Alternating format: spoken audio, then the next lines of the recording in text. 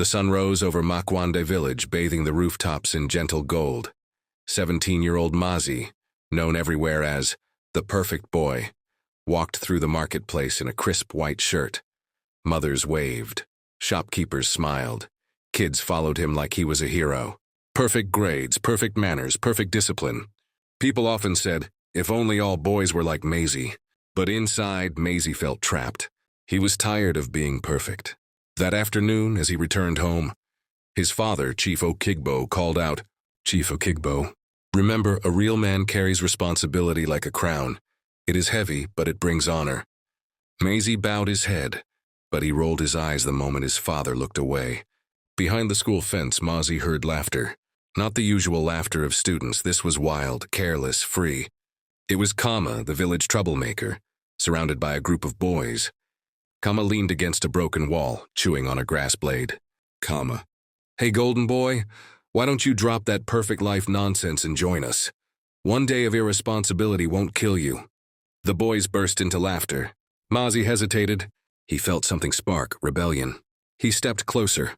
Kama taught him how to skip class without being noticed, how to lie without blinking, how to sneak into the market festival without paying the entry fee.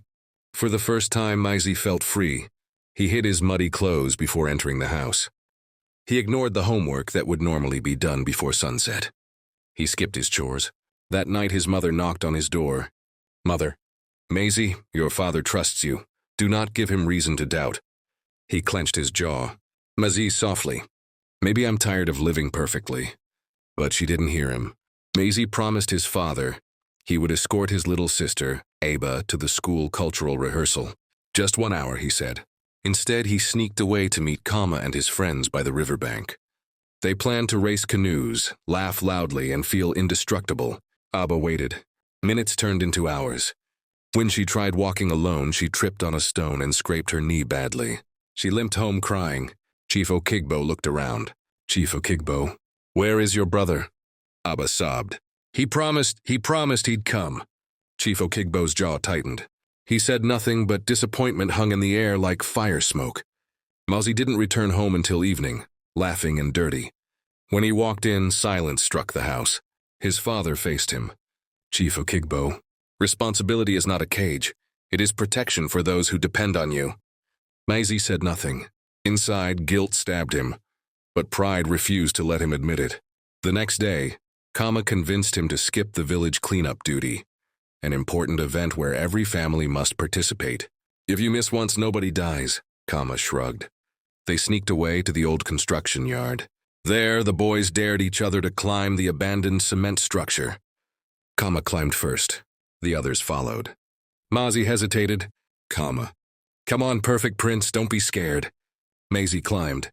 Halfway up, the ground shifted. A rusted beam cracked. Bang! The structure shook violently. All the boys jumped off except Mazi, who slipped, crushing his ankle and falling hard onto a pile of sand. He screamed in pain. The boys froze, but instead of helping, they panicked and ran, all except Kama, who stood trembling but helpless. When Mazi was carried home on a stretcher, Chief Okigbo's face turned pale. He knelt beside his son, Chief Okigbo, whispering, "To be irresponsible, my son, it is heavier than responsibility." The village healer said Mazi would walk again, but not soon. He would miss weeks of school. His exam preparations were ruined. The scholarship committee would notice. Everything he worked for was suddenly slipping. And the boys he tried to impress? Not one came to visit. Days went by. Mazi sat by the window, leg wrapped, unable to move. The laughter of other boys outside tortured him. He watched his father repair the fence alone, watched his mother carry heavy firewood, watched his little sister, limping slightly, do chores far too difficult for her age. He realized something. When he chased irresponsibility, someone else carried the weight he dropped. That night he called his sister. "Mazi, Abba, I'm sorry, I wasn't there for you." Abba touched his hand. "Abba, it's okay, brother, but I missed you." His heart broke. Weeks later, Mazi finally stood wobbling but determined. He apologized to the elders for skipping cleanup duty. He confessed to his teachers. He walked, limping, to the construction yard to gather the forgotten tools left behind. And most importantly, he sought out Kama. Kama was sitting under a mango tree. Kama, smirking. So, you're back? Mazi shook his head. Mazi, no, I'm not back, I'm better.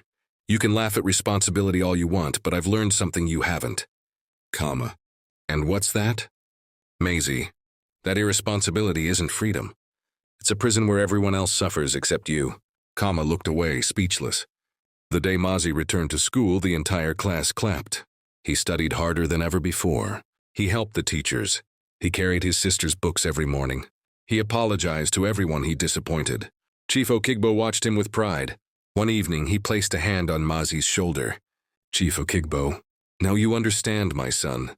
A man is not judged by perfection, but by how he rises after falling. Mazi smiled, this time genuinely. Mazi stood before the village youth meeting. Mazi, I wanted to be irresponsible because I thought responsibility was a burden. But irresponsibility cost me far more. If only I had known. It takes strength to be responsible, and even greater strength to return after failing. The boys listened in silence, comma among them. Mazi walked off the stage, heart lighter than ever. Because now he understood. Responsibility doesn't trap you. It builds you and protects everyone you love.